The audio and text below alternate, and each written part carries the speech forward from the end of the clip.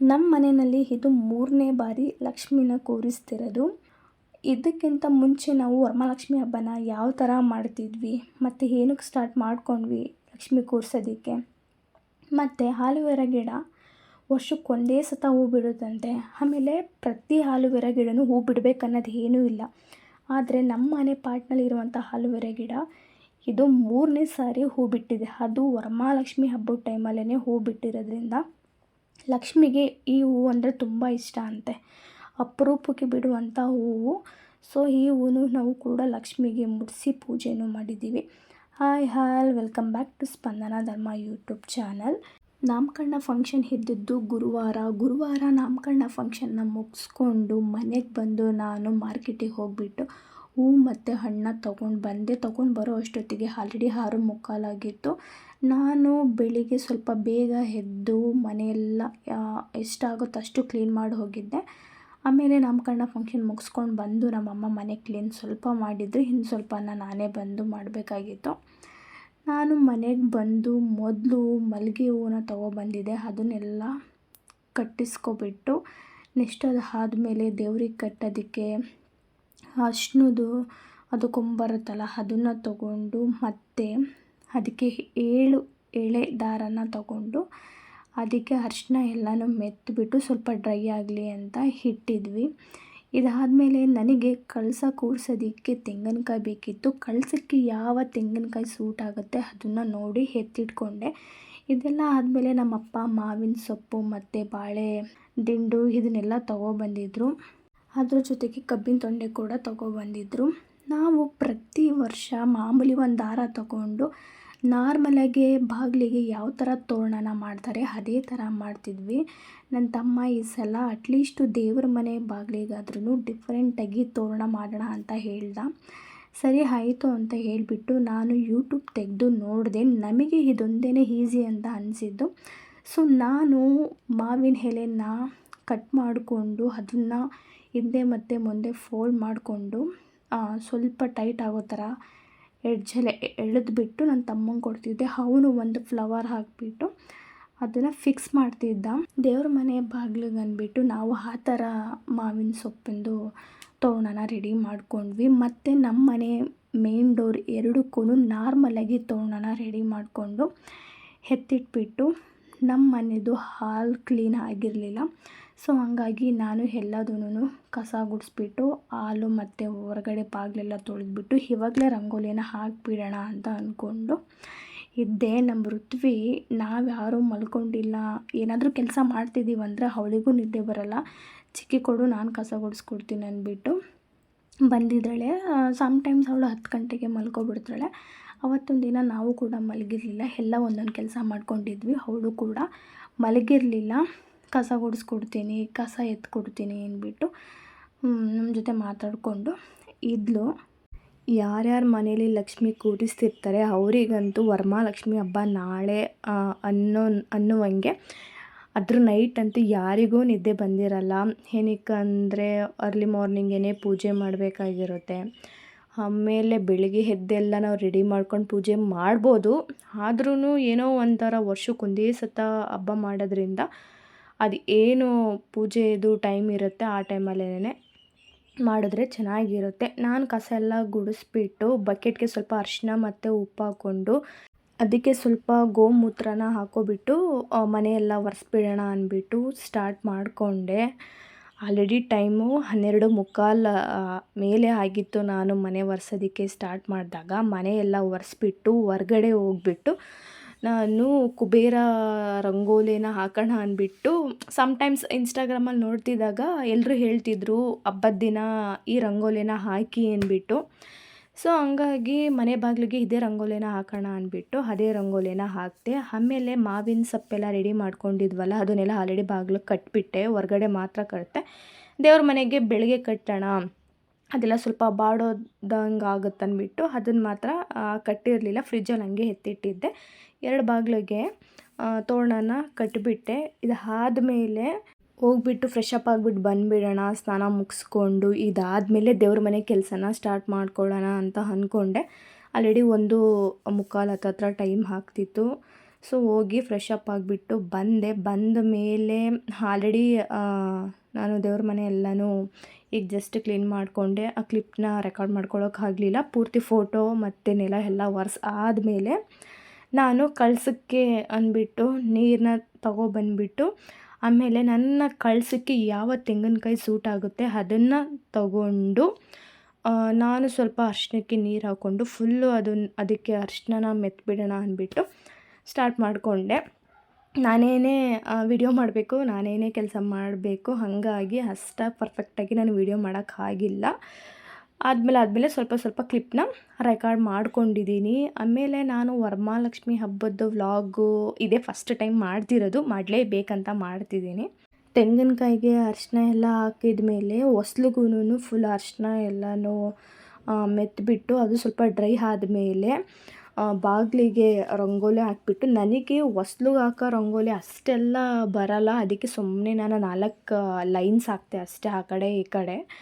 ಅದು ಬಿಟ್ಟರೆ ನನಗೆ ಅಷ್ಟೆಲ್ಲ ಇವಾಗ ಹೊಸ್ಲಿಗೆ ತುಂಬ ಚೆನ್ನಾಗಿ ರಂಗೋಲಿ ಹಾಕ್ತಾರೆ, ನನಗೆ ಅಷ್ಟೆಲ್ಲ ರಂಗೋಲಿ ಹಾಕೋಕ್ಕೆ ಬರಲ್ಲ. ಇವಾಗ ನಾನು ಅಕ್ಕಿನ ಹಾಕಿಬಿಟ್ಟು ನೆಲಕ್ಕೆ ಇದ್ರ ಮೇಲ್ಗಡೆ ನಂದು ಕಳಸನ ಕೂರಿಸ್ಬಿಟ್ಟು ಅದಕ್ಕೆ ಸ್ವಲ್ಪ ಅರಿಶಿನ ಮತ್ತು ಕುಂಕುಮನ ಹಾಕ್ಕೊಂಡೆ. ಕಳಸ ಅಂದ್ರೇ ಬೇರೆ ಥರ ಬರುತ್ತೆ, ಬಟ್ ನಮ್ಮ ಮನೆಯಲ್ಲಿ ಆಲ್ರೆಡಿ 2 ವರ್ಷ ಲಕ್ಷ್ಮಿ ಕೂರಿಸಿದ್ದೀವಲ್ವ, ನಾವು ಪ್ರತಿ ವರ್ಷ ಈ ಚಿಕ್ಕ ಬಿಂದಿಗೆಗೇನೆ ತೆಂಗಿನಕಾಯಿ ಇಟ್ಟು ಕಳಸ ಕೂರಿಸಿ ಆಮೇಲೆ ಲಕ್ಷ್ಮೀನ ಮುಖವಾಡನ ಹಾಕೋದು. ಸೊ ಇದು ಪರ್ಫೆಕ್ಟ್ ಇದೆ ನಮಗೆ, ಹಾಗಾಗಿ ನಾವು ಇದೇ ಬಿಂದಿಗೆನಲ್ಲಿ ಪ್ರತಿ ವರ್ಷ ಕೂರಿಸ್ಕೊಂಡು ಬರ್ತಿದ್ದೀವಿ. ಬಿಂದಿಗೆಗೆ ಅರಿಶಿನ ಕುಂಕುಮ ಹಾಕಿದ್ಮೇಲೆ 5 ಅಡಿಕೆ ಪೀಸ್ ಹಾಕಿಬಿಟ್ಟು ಆಮೇಲೆ ಕರ್ಪೂರ ಹಾಕಿಬಿಟ್ಟು ಆಮೇಲೆ ಗೋಡಂಬಿ, ದ್ರಾಕ್ಷಿ ಮತ್ತು ಬಾದಾಮಿ ಇದನ್ನೆಲ್ಲ ಹಾಕೊಬಿಟ್ಟು ಆಮೇಲೆ ಇದಕ್ಕೆ ಸ್ವಲ್ಪ ನಾನು ಗೋಮೂತ್ರನೂ ಹಾಕ್ಕೊಂಡೆ. ಇದಾದಮೇಲೆ 1 ಕಾಯಿನ್ ಕೂಡ ಹಾಕ್ಕೊಂಡೆ. ಒಬ್ಬೊಬ್ಬರು 5, 3, 1 ಈ ಥರ ಎಲ್ಲ ಹಾಕ್ತಾರೆ, ಅದು ಅವ್ರವ್ರಿಗೆ ಇಷ್ಟ. ಈಗ ಡ್ರೈ ಫ್ರೂಟ್ಸ್ ಅಂತಲೇ ಇಷ್ಟು ಹಾಕಬೇಕು ಅಷ್ಟು ಹಾಕ್ಬೇಕು ಅನ್ನೋದು ಏನೂ ಇಲ್ಲ. ಕರ್ಪೂರ ಆಗಿರ್ಬೋದು, ಕಾಯಿನ್ಸ್ ಆಗಿರ್ಬೋದು, ಅವ್ರಿಗೆ ಎಷ್ಟು ಹಾಕಬೇಕಂತ ಅನಿಸುತ್ತೆ, ಲೈಕ್ 1 ಇಲ್ಲ ಅಂದರೆ 3, 5 ಈ ಥರನೂ ಹಾಕ್ತಾರೆ, ಅದು ಅವ್ರವ್ರಿಗೆ ಬಿಟ್ಟಿದ್ದು. ಇದೆಲ್ಲ ಆದಮೇಲೆ ಕಳಸಕ್ಕೆ ನಾನು ತೆಂಗಿನಕಾಯಿನ ಫಿಕ್ಸ್ ಮಾಡಿಬಿಟ್ಟು ಮತ್ತು ಅದಕ್ಕೆ ಅರಿಶಿನ ಕುಂಕುಮನ ಹಚ್ಕೊಂಡೆ. ಆಮೇಲೆ ಹೋಗಿಬಿಟ್ಟು ಮುಖವಾಡನ ತೊಗೊಬಂದ್ಬಿಟ್ಟು ಸ್ವಲ್ಪ ಬಟ್ಟೆಗೆ ಒದ್ದೆ ಮಾಡಿಕೊಂಡು ಮುಖವಾಡ ಎಲ್ಲ ಚೆನ್ನಾಗಿ ಒರೆಸ್ಕೊಂಡೆ. ನಮ್ಮ ಮನೇಲಿ ಗಡಿಯಾರ 5 ನಿಮಿಷ ಲೇಟು, ಕರೆಕ್ಟಾಗಿ 4 ಗಂಟೆ ಅಷ್ಟರಲ್ಲಿ ನಾನು ಮುಖವಾಡನ ಫಿಕ್ಸ್ ಮಾಡಿಕೊಂಡು ದೇವರಿಗೆ ಸೀರೆ ಕೂಡ ಉಡಿಸ್ಕೊಂಡೆ. ಆ್ಯಕ್ಚುಲಿ ಇದು ಬ್ಲೌಸ್ ಪೀಸಲ್ಲಿ ನಾವು ಸಣ್ಣದಾಗಿ ನರಿಗೆನ ಉಡ್ಕೊಂಡು ಸ್ವಲ್ಪ ಮುಂಚೆನೇ ಎಲ್ಲದು ಫಿಕ್ಸ್ ಮಾಡ್ಕೊಂಡು ಇಟ್ಕೊಂಡಿದ್ವಿ. ಸೊ ಹಂಗಾಗಿ ಬೇಗನೆ ದೇವರಿಗೆ ಉಡಿಸಿದ್ವಿ. ಆಮೇಲೆ ದೇವರಿಗೆ ತಾಲಿ ಮತ್ತು ಸರ ಎಲ್ಲ ಹಾಕಿದ್ಮೇಲೆ ಕರೆಕ್ಟಾಗಿ ನರಿಗೆ ಕೂರಿಸ್ಕೊಳ್ಳೋಣ ಅಂದ್ಬಿಟ್ಟು ನಾನು ಅಷ್ಟೆಲ್ಲ ಕರೆಕ್ಟಾಗಿ ಪರ್ಫೆಕ್ಟಾಗಿ ನರಿಗೆನ ಕೂರ್ಸೋಕ್ಕೆ ಹೋಗಲಿಲ್ಲ. ಇಷ್ಟೆಲ್ಲ ಆದಮೇಲೆ ನಾನು ಒಂದು ತಟ್ಟೆ ತೊಗೊಂಡು ಸುತ್ತ ವೀಳ್ಯದೆಲೆ ಇಟ್ಕೊಂಡೆ, ದುಡ್ಡೆಲ್ಲ ಜೋಡಿಸೋಣ ಅಂದ್ಬಿಟ್ಟು. ನಾನು 40,000ನ ಗುರುವಾರ ಹೋಗ್ಬಿಟ್ಟು ATM ಎತ್ಕೊಂಡು ಬಂದಿದ್ದೆ, ಅಕೌಂಟಲ್ಲಿ ಇತ್ತಂದ್ಬಿಟ್ಟು. ಈ ವರ್ಷ ನನ್ನದೇ ಕ್ಯಾಶ್ನ ನಾನು ಇಡ್ತಿದ್ದೀನಿ. ಪ್ರತಿ ವರ್ಷ ಅಂದರೆ ಮನೇಲಿ ಈಸ್ಕೊತಿದ್ದೆ, ಬಟ್ ಈ ವರ್ಷ ನನ್ನ ಸ್ಯಾಲ್ರಿನಲ್ಲಿ ಸೇವ್ ಆಗಿದ್ದಂಥ ಅಮೌಂಟ್ನ ನಾನು ಅಕೌಂಟಲ್ಲಿ ಇಟ್ಟು ದೇವರಿಗೆ ಅಂತಲೇ ತೊಗೊಬಂದು 40,000ನೂ ಕರೆಕ್ಟಾಗಿ ಜೋಡಿಸ್ಬಿಟ್ಟು ಮಧ್ಯ ಒಂದಿಲ್ಲ ಅಂದ್ರೂ 250 ಹತ್ತತ್ರ ಕಾಯಿನ್ಸ್ ಇತ್ತು. 250 ರೂಪಾಯಿ ಆಗುವಷ್ಟು ಕಾಯಿನ್ಸ್ ಇತ್ತು, 1 ರೂಪಾಯಿ, 2 ರೂಪಾಯಿ, 5 ರೂಪಾಯಿ. ಆ ಕಾಯಿನ್ಸ್ನೆಲ್ಲ ಈ ಲೋಟಿನ ಮಧ್ಯದಲ್ಲಿ ಸುರಿದ್ಬಿಟ್ಟು ಸುತ್ತ ಹೂವೆಲ್ಲ ಇಟ್ಟಿದ್ದೆ. ತಟ್ಟೆ ಎಲ್ಲ ರೆಡಿ ಮಾಡ್ಕೊಳ್ಳುವಾಗ ವೀಡಿಯೋ ಮಾಡೋಕ್ಕಾಗಲಿಲ್ಲ. ಹತ್ತತ್ರ ಕರೆಕ್ಟಾಗಿ 5, 10 ಇಲ್ಲ 5 ಗಂಟೆ 5 ನಿಮಿಷ ಅನ್ನುವಂಗೆ ನಮ್ಮ ಮನೇಲಿ ಪೂಜೆ ಸ್ಟಾರ್ಟ್ ಆಗೋಗಿತ್ತು. ನಮ್ಮಮ್ಮ ಮೊದಲು ಪೂಜೆ ಮಾಡಿದ್ರು, ಆಮೇಲೆ ನಾನು ಪೂಜೆನ ಮಾಡಿದೆ. ಲಾಸ್ಟ್ 2 ಇಯರ್ಸು ತಟ್ಟೆಗಳಲ್ಲಿ 1-2-3 ತಟ್ಟೆ ಎಕ್ಸ್ಟ್ರಾ ಇತ್ತು. ಏನು ಎಕ್ಸ್ಟ್ರಾ ತಟ್ಟೆಗಳಂದರೆ ತಿಂಡಿಗಳೆಲ್ಲ ಮಾಡ್ತಿದ್ವಿ, ಅಂದರೆ ಕರ್ಜಿಕಾಯಿ, ರವೆ ಉಂಡೆ, ಚಿರೋಟಿ ಆ ಥರ ಮಾಡ್ತಿದ್ವಿ. ಈ ವರ್ಷ ವರಮಹಾಲಕ್ಷ್ಮಿ ಹಬ್ಬ ಶುಕ್ರವಾರ ಅಂದರೆ ಗುರುವಾರ ನಾಮಕರಣ ಬಿದ್ದಿತ್ತು, ಹಂಗಾಗಿ ಅಲ್ಲಿಗೆಲ್ಲ ಹೋಗಬೇಕಿತ್ತು. ಹೋಗಿ ಬರೋದೆಲ್ಲ ಲೇಟ್ ಆಯಿತು. ಮತ್ತು ಗುರುವಾರ ಮನೆ ಕ್ಲೀನ್ ಮಾಡೋದು ಇದನ್ನೆಲ್ಲ ಮಾಡೋ ಅಷ್ಟೊತ್ತಿಗೆ ಟೈಮ್ ಆಯಿತು. ಹಾಗಾಗಿ ತಿಂಡಿಗಳನ್ನ ಮಾಡೋಕ್ಕಾಗಲಿಲ್ಲ. ಮಾಮೂಲಿ ದೇವರಿಗೆ ಸಜ್ಜಿಗೆ ಮತ್ತು ಪುಳಿಯೋಗರೆನ ಮಾಡಿದ್ವಿ. ಅದಾದಮೇಲೆ ಹೋಳ್ಗೆ ಮಾಡಿದ್ವಿ. ಅಷ್ಟೇ ಈ ವರ್ಷ ಮಾಡಿದ್ದು, ಬೇರೆದು ತಿಂಡಿಗಳನ್ನ ಮಾಡೋದಕ್ಕಾಗಲಿಲ್ಲ. ತಾವರೆ ಹೂವು ಅಂತೂ ತುಂಬ ಚೆನ್ನಾಗಿತ್ತು. ಆ್ಯಕ್ಚುಲಿ ಇದನ್ನು ಫೋಲ್ಡ್ ಮಾಡಿ ನಾವೇ ಅರಳಿಸಬೇಕು.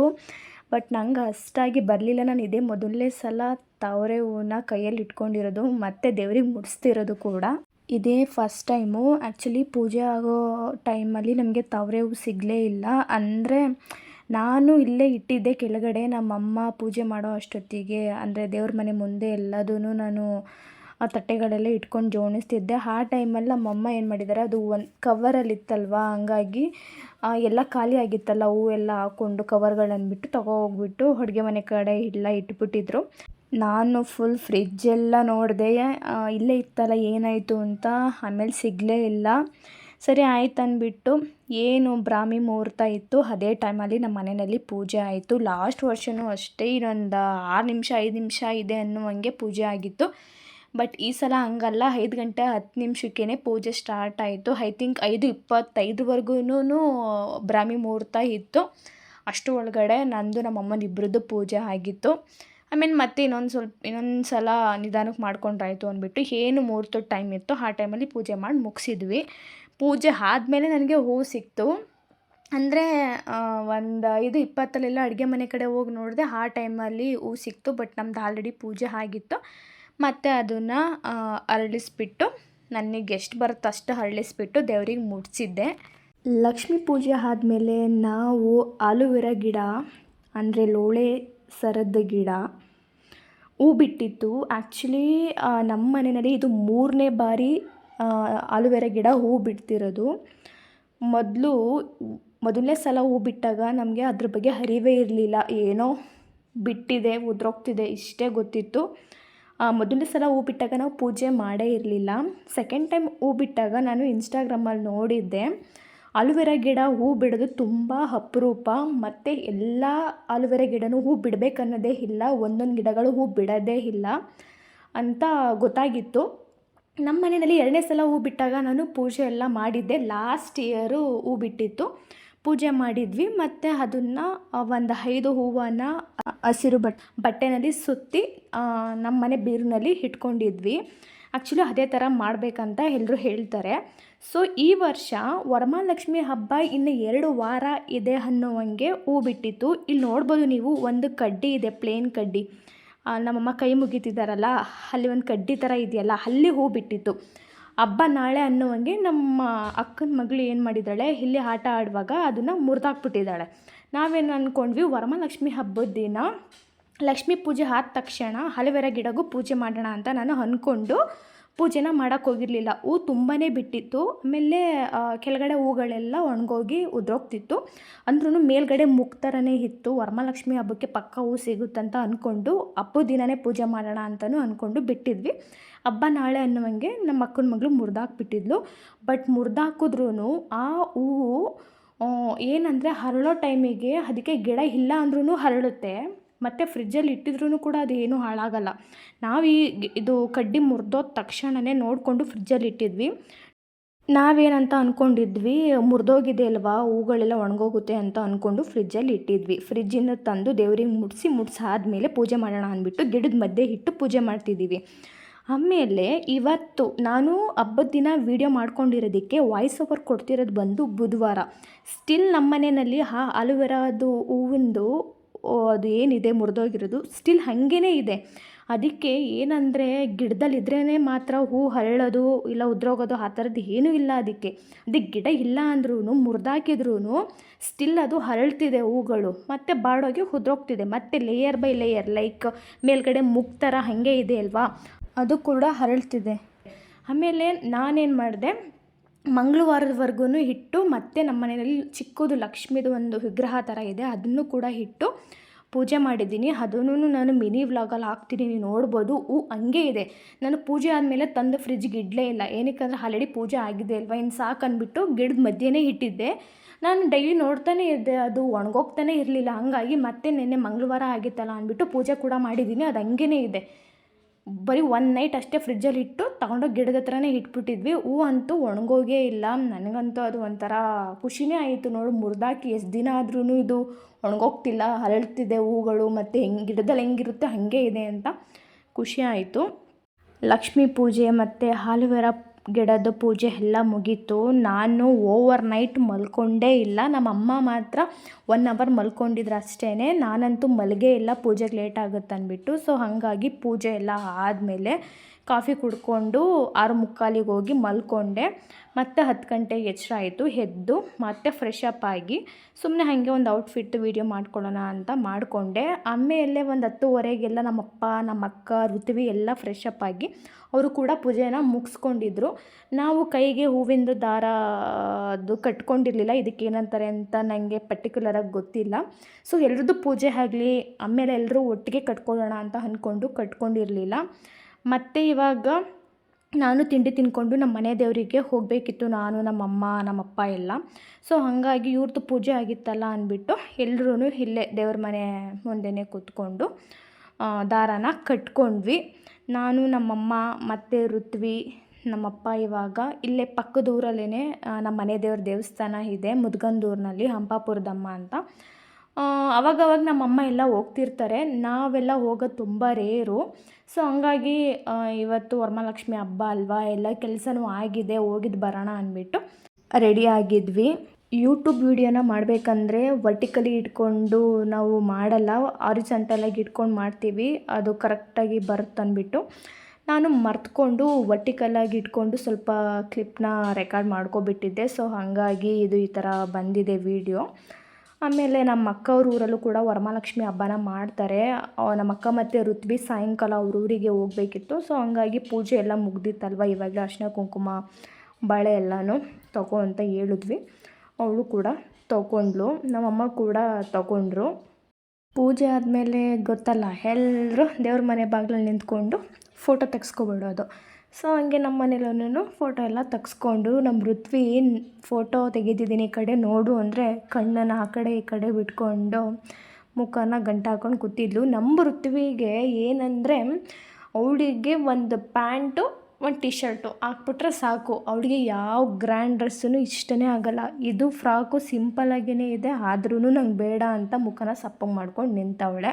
ಇದೆಲ್ಲ ಆದಮೇಲೆ ನಮ್ಮ ಮನೆ ಅಡುಗೆ ಮನೆಯಲ್ಲಿ ಹಬ್ಬದ ಊಟ ರೆಡಿ ಆಗ್ತಿತ್ತು. ಪೂಜೆಗೆ ಅಲ್ಲಿ ದೇವ್ರ ಮನೆಯಲ್ಲಿ ಇಡೋದಿಕ್ಕೆ ಅಂದ್ಬಿಟ್ಟು 5 ಒಬ್ಬಿಟ್ಟು ಅಷ್ಟೇ ಮಾಡ್ಕೊಂಡಿದ್ವಿ. ಮಧ್ಯಾಹ್ನ ಊಟಕ್ಕೆ ಮಾಡ್ಕೊಂಡ್ರಾಯ್ತು ಅಂದ್ಬಿಟ್ಟು ಸುಮ್ಮನೆ ಆಗಿದ್ವಿ. ಮಾರ್ನಿಂಗ್ ತಿಂಡಿಗೆ ಎಲ್ರಿಗೂ ಪುಳಿಯೋಗರೆ ಮತ್ತು ಸಜ್ಜಿಗೆ ಆಗಿತ್ತು. ಮಧ್ಯಾಹ್ನ ಊಟಕ್ಕೆ ಅನ್ನ, ಬೇಳೆ ಸಾಂಬಾರು ಮತ್ತು ಕಾಳು ಒಬ್ಬಿಟ್ಟು ಮತ್ತು ಒಂಥರ ಪಲ್ಯನ ಮಾಡ್ಕೊಂಡಿದ್ವಿ.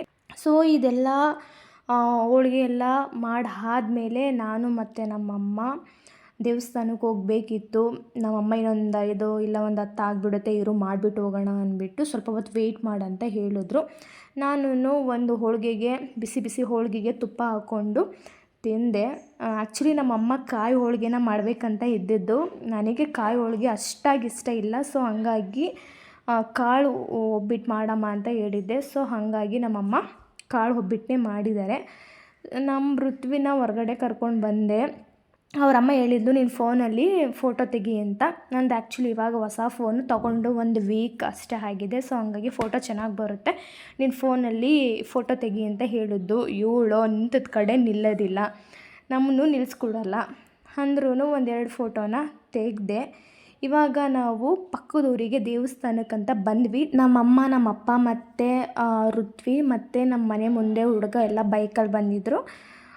ನಮ್ಮ ಮನೆ ಮುಂದೆ ಒಬ್ಬಕ್ಕ ಮತ್ತು ನಾನು ಕೂಡ ನಡ್ಕೊಂಡು ದೇವಸ್ಥಾನಕ್ಕೆ ಹೋಗಿದ್ವಿ. ಇಲ್ಲೇ 1 ಕಿಲೋಮೀಟರ್ ಆಗುತ್ತೆ ಅಷ್ಟೇ. ಸೊ ಹಂಗಾಗಿ ನಡ್ಕೊಂಡೇ ಬಂದಿದ್ವಿ. ನಮ್ಮ ಋತ್ವಿ ದೇವರಿಗೆ ಹಡ್ಬಿದ್ದು ನಮಸ್ಕಾರ ಎಲ್ಲ ಮಾಡಿಕೊಂಡು ಬಂದಳು. ದೇವ್ರ ಪೂಜೆ ಅಂದರೆ ಚೆನ್ನಾಗಿ ಮಾಡ್ತಾಳೆ ಅವಳು.